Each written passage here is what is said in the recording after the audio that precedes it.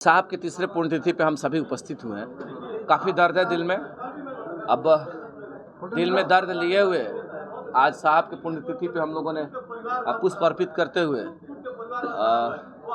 आज यहाँ सभी हमारे प्रबुद्ध लोग उपस्थित हुए थे। शब्द नहीं है कैसे उस शब्दों का बयान किया जाए। जन जन के नेता के रूप में, हम सबों के चहेते के रूप में आज साहब बीच में नहीं तो निश्चित तौर पर दर्द है। मुखिया जी, साहब के पुण्यतिथि पर हीना मैडम का दर्द भी छलका है। राजद पे गंभीर आरोप लगाया है हीना मैडम ने आज। नहीं, अब इसको आरोप के रूप में नहीं देखना है ना। साहब ने हम सुना था, हमने वीडियो के माध्यम से हैना साहब ने कहा कि आप बैनर में साहब के तस्वीरों का प्रयोग करते हैं, आप तस्वीर का यूज़ करते हैं, लेकिन साहब की जब पुण्यतिथि होती है तो आप एक बार झांकने तक नहीं आते हैं। साहब का जब पुण्यतिथि होता है तो एक बार कार्यालय में आप जो सो तस्वीर तक नहीं लगाते हैं। तो उनका आरोप नहीं था, उनका ये कहना था कि अगर आप उनके तस्वीर का प्रयोग करते हैं तो इन चीज़ों पर भी ध्यान रखना चाहिए था। आपने नहीं किया, केवल और केवल यूज एंड थ्रो की बात आप करते हैं, आप केवल प्रयोग की बात करते हैं। साहब का फोटो लगा करके उनके लोगों का आप ताकत जो समेटना चाहते हैं, तो केवल एक तरफा ये कैसे होगा कि आप उनका ताकत केवल लीजिएगा, उनके ऊपर जब आएगा, उनके परिवार के ऊपर आएगा, उनके साहब के चाहने वाले साथियों के ऊपर कोई संकट आएगा तो आप पूछिएगा नहीं। आप जो सो पुण्यतिथि नहीं मनाते हैं और केवल वोट के लिए आप इस प्रकार से बिहार के लोगों को डायलोमा में डाल करके तस्वीर लगा करके वोट सिमटना चाहते हैं। इसी आधार पर उन्होंने आरोप नहीं लगाया, उन्होंने अपने दर्द का बयां किया कि ये हालात है पार्टी के शीर्ष के नेताओं का। लेकिन मुखिया जी, वे लोग कह रहे हैं कि हम लोग सच्चे दिल से श्रद्धांजलि मनाते हैं प्रत्येक वक्त और इस वर्ष भी मनाएंगे। बता दीजिए इससे पूर्व का, पिछले साल का ही बता दीजिए ना। आप सोशल मीडिया के लोग, हम कहेंगे तो हो सकता है छोटी मुंह बड़ी बात हो जाए। आप बता दीजिए पटना कार्यालय में पुण्यतिथि मना नहीं मना, उससे पहले मना नहीं मना, कोई तस्वीर लगा नहीं लगा, पार्टी का झंडा जब साहबुद्दीन साहब का इंतकाल हुआ तो झुका नहीं झुका। आपके द्वारा सिवान में पिछली साल तमाम कार्यकर्ताओं के द्वारा साहब का पुण्यतिथि टाउन हॉल में मनवाया गया था। आपके पार्टी के द्वारा, आपके पार्टी के कार्यालय में, सिवान के पार्टी के कार्यालय में या सिवान राष्ट्रीय जनता दल के द्वारा अगर कार्यक्रम का आयोजन हुआ था तो उसका वीडियो क्लिप हमें दिखा दीजिए। आप बता दीजिए, आप भी तो जान रहे हैं ना, कहने से क्या फर्क पड़ता है। अगर हम गलत कह रहे हैं तो आप उसका खंडन करिए, आज सही कह रहे हैं तो फिर आप जवाब दीजिए। आचार संहिता कार्यक्रम ये कौन सा? आचार संहिता की वजह से ही छंद 10 लोग में तो हुआ, घर पे हो ये परिवार की तरह से पारिवारिक कार्यक्रम हुआ। ऐसा नहीं कोई राजनीतिक कार्यक्रम या बड़े स्तर पे या हजारों का भीड़। भाई उनके पिता थे, स्वाभाविक ही उनका आना, उनका स्वाभाविक क्या आना। अवध बिहारी चौधरी ने कल कहा कि हीना साहब भुटकटवा के रूप में मतलब उनको कहा है। लोकतंत्र की खूबसूरती है।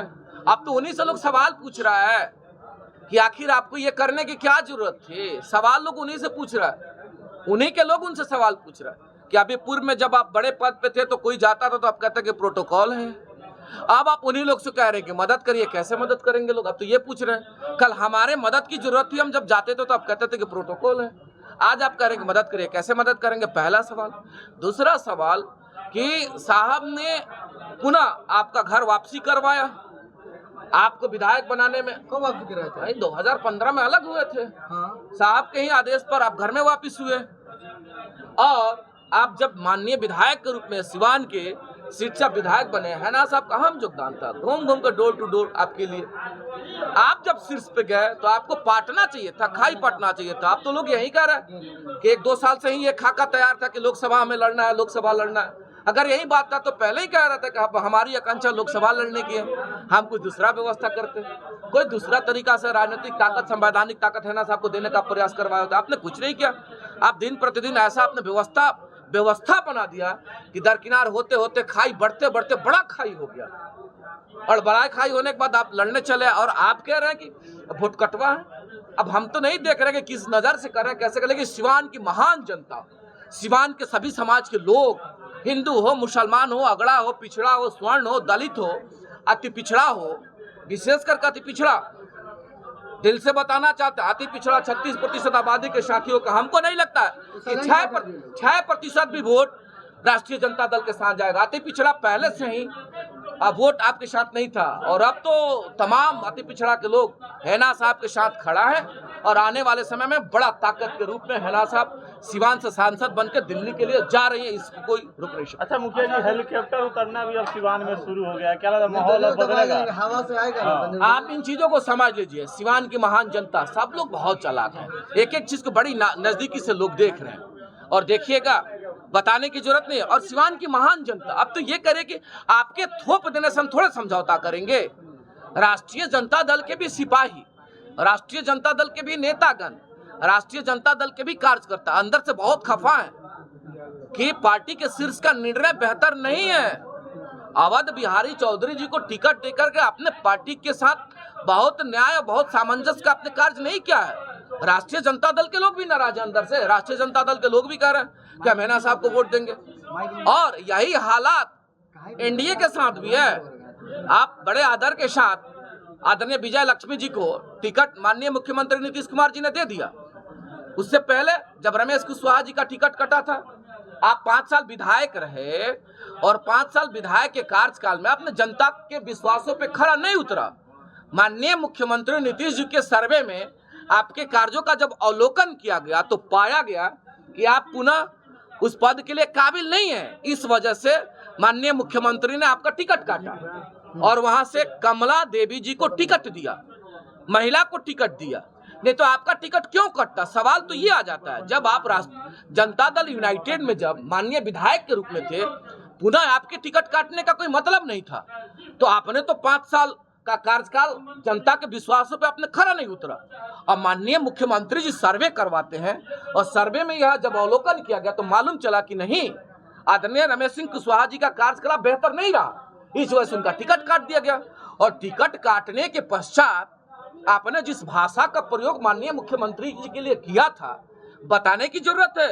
अब कौन सा ऐसा आपने गुणा गणित कर लिया, और उसके बाद आप चले जाते हैं उपेंद्र कुशवाहा जी के साथ। उपेंद्र कुशवाहा जी के आप जो स्टेट प्रेसिडेंट हो जाते हैं, और 2 ही दिन में आप जनता दल यूनाइटेड का सदस्यता ग्रहण करते हैं और टिकट लेकर के आ जाते हैं। आप बताइए, सिवान की जनता, सिवान के महान जनता, सिवान के लोग कैसे आपको अपना ताकत देंगे?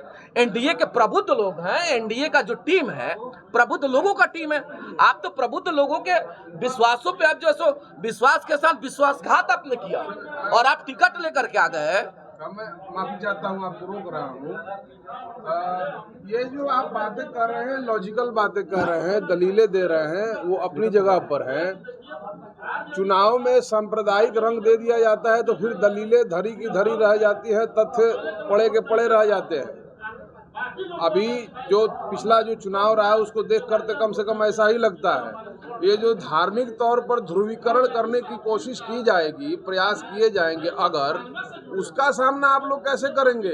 धार्मिक तौर पे जो ध्रुवीकरण का मामला आप सवाल खड़ा कर रहे हैं, वो यहाँ लागू नहीं होने वाला है। इसलिए नहीं होने वाला है कि हैना साहब जो प्रत्याशी के रूप में निर्दल प्रत्याशी है, और उनके सभी समाज के लोगों का साथ है, और सभी समाज का जब ताकत जुड़ा हुआ है तो आखिर हम ही तो हैं। उससे बचने बचाने और उसका जो पटाक्षेप करने के लिए तमाम समाज के लोगों का ताकत जुड़ा हुआ है। कहने वाले लोग करेंगे ना, सिवान के लोग अब उन चीजों पे नहीं जा रहे। सिवान के लोगों ने देखा है, 15 साल का वक्त देखा है। अब कह रहा कि नहीं, 15 साल का मेहनताना के रूप में हैना साहब की ताकत देने मुखिया जी, आप लोग हिंदू वोट बैंक को साधने के लिए ही पूरे विधि विधान के साथ आप लोग पूजा पाठ में भी लगे हुए हैं। कल मैडम का नामांकन हुआ, पूरे विधि विधान के साथ, हाथी भी आई थी, पूजा पाठ भी किया गया, भगवा भी है शरीर पे। हिंदू समाज के लोगों का ताकत है। हम लोग चाहते थे, हम जैसे हिंदू समाज के लोगों का ताकत जो जुड़ा हुआ है, तमाम हिंदू समाज के लोगों का कहना था, आप मुसलमान समाज से हैं तो आप अपने भी धर्म और पूजा करके आप जो है सो नमाज अदा करके आप चलिए, और हम लोग साथ हैं तो हम लोगों के भी गजराज का पूजा करके निकलिए। तो ये तो बहुत बेहतर सौहार्द है ना। हम लोगों के निवेदन, हम लोगों के आदेशों का अनुपालन अगर आदरणीय हैना साहब ने किया है, फॉलोअप किया, यही तो परिवर्तन है, यही तो समाज की सामाजिकता है, यही तो हिंदू मुसलमान का एक जो है सो ताकत के रूप में दिख रहा है। तो हम लोग तो ऐसा चाहते हैं कि सभी लोगों का साथ हो। आज कई लोगों ने इस्तीफा दिया है मंच के माध्यम से। अभी बड़े आदर के साथ बिहार विधान परिषद के पूर्व सदस्य आदरणीय परमात्मा राम जी ने तमाम अपने कमेटी के साथियों के साथ आज रिजाइन किया, चूंकि साहब उन्हीं को जो ताकत दिए थे, दलित समाज को नया पहचान देने में जो ताकत दिए थे, आज उन्होंने उस फर्ज को अदा करते हुए आज उस प्राथमिक सदस्यता से इस्तीफा देने